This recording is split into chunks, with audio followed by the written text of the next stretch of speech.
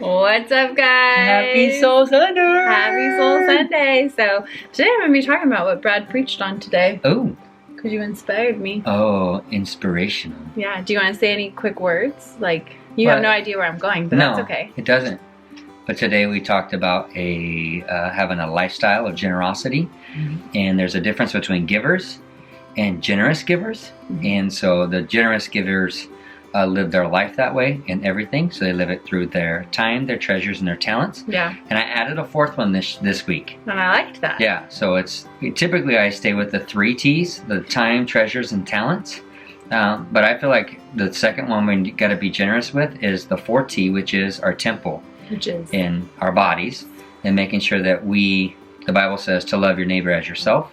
And if you don't love yourself, how can you love your neighbor? So be generous with your body. Yeah. Like take care of it, be a good steward over it. Yeah. As much as everything else that we have to take care of and be good stewards over, a lot of times we as believers and people, we forsake our bodies and our temples that God gave us. So very true. I have one more question before you leave. Okay.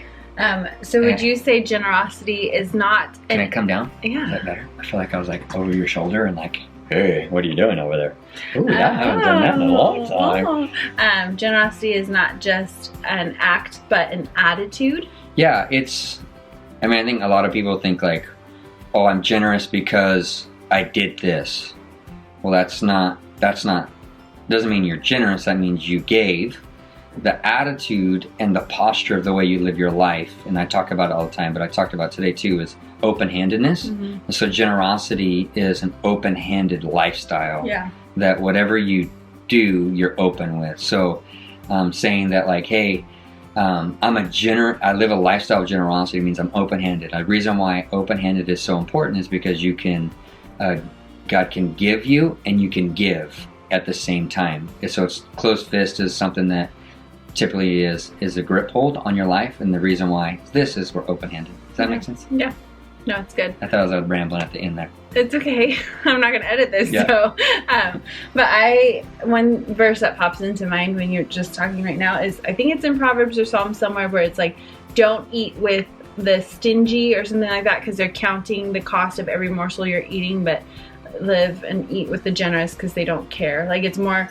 I'm butchering the Bible verse, but I know it's in there. It's in a psalm or a proverb, but basically it's like if you are with people who almost like keeping up with the Joneses, right? Like we try to live above and beyond our means a lot of times. We've talked about that this week. And so even when you have people over, you're like, oh man, that tri-tip costed me blah, blah, blah, blah, blah. Like you're not enjoying the people. You're not enjoying the moment. You're thinking about what it costs you. Yeah. And so when you truly have this attitude of generosity, it's like, it's about the people, it's about relationship, it's about other things.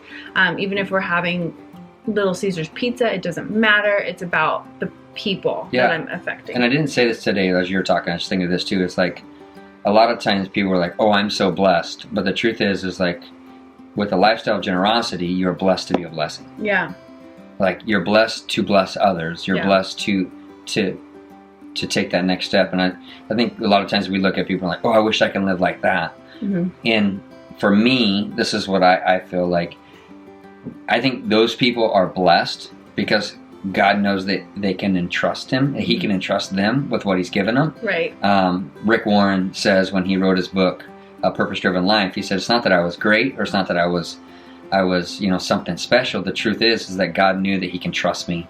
He can trust me with the resources and trust me with the book. Yeah. One, with the popularity and the finances that came with that.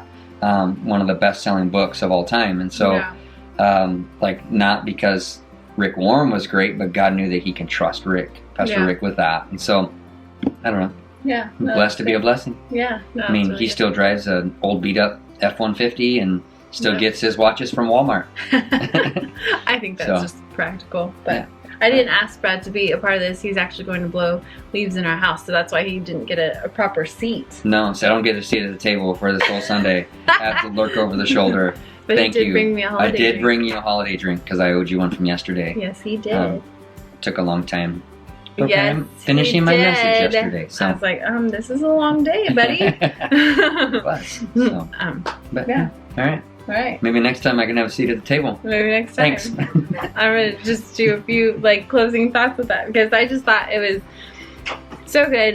Generosity this time of year tends to be a topic and a thought in our heads because of Christmas, and we're trying to get gifts for people and just all those things. So I think giving becomes more of a focus at this time of year, which I would challenge us that it should be a focus all the time, because it is so rewarding to give, and not just of monetary things, although if you have the means to give monetarily, do that, but maybe it is your time, maybe it is your talents, maybe I was watching a commercial, and I'm such a dork, but like it was like a COVID commercial, and this ballerina did like a ballet out on her rooftop for her neighbors. Like I wish my neighbors would do ballet for me. Like that would be so cool.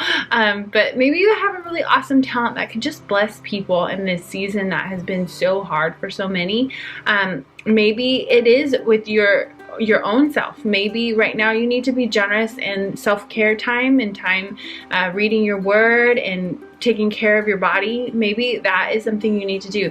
Maybe you do need to be generous with your treasures like we were talking about. Maybe you can give to a family that you know is in need. Maybe you can provide for a bill that they are just struggling with. If you have that ability, I would say 110% do it. It needs to come to the surface. Some of the good things that we see others doing, we have the opportunity to do that as well, especially if God has gifted you or given you something that you can share.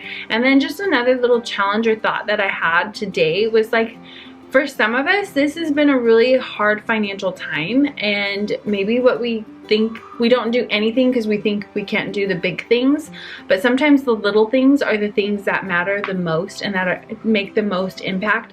So maybe for you, maybe you could cook a meal and take it to a mom that you know is just burnt out. She's been trying to do the distance learning thing. She's been trying to take care of toddlers. She's been trying to do this quarantine thing, and it's just been exhausting.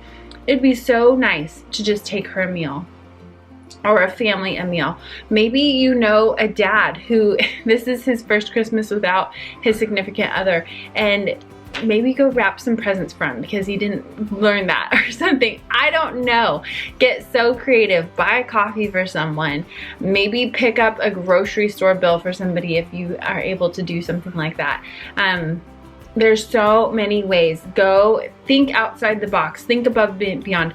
Think within what you are capable of doing. Maybe you yourself are somebody who needs a bill paid for you, but you have extra clothes laying around that you can give to somebody else that would help them. Maybe you have an old coat that would keep somebody else warm this holiday season.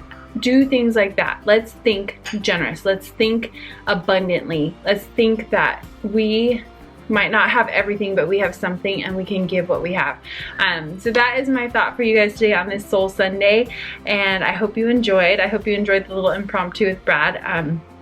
It just really inspired me today. I know we're getting into this season where this is talked about a lot, but I just wanted to encourage you again from just my perspective of generosity, and I hope you guys enjoyed this. Like, subscribe, join our tribe. We will see you in our next video. Bye guys.